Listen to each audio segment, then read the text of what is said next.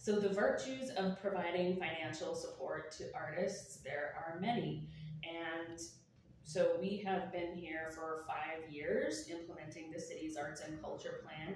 And through that time, we have provided project funding to artists to do projects within the city of New Bedford. And those are placemaking or placekeeping projects through Wicked Cool Places, or our Art is Everywhere grants.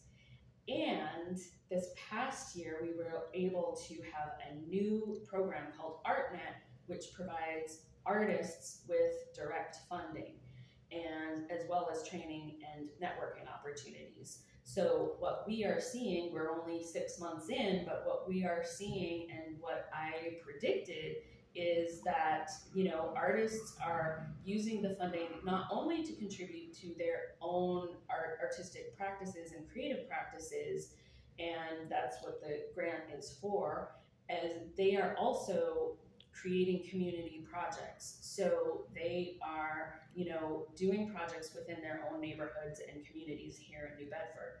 And that's what I love about the artistic and creative community, that they really care about and support one another, and they care about where they live and their own cultures, and supporting their friends and their communities. And that is, that's invaluable. So having that kind of creative output in the city makes the city vibrant, and having that kind of impact on a neighborhood level really lifts everyone up, including the artistic community.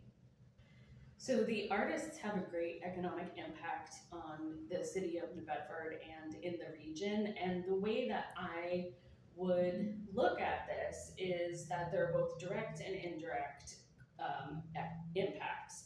So the direct impacts would be, there are visual artists who are producing art and selling it directly to consumers, whether that's through their studio or online or in a gallery that visitors can go and purchase directly from them, or for musicians and DJs who are performing at events around the city. So that is a direct economic impact. And then an example of an indirect impact is something like up in the north end, the far north end, the business park.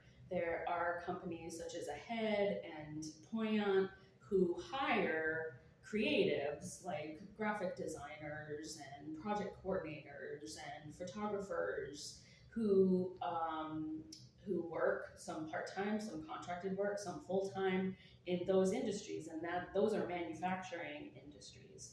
So there are ways in which artists both have the direct and indirect economic impacts.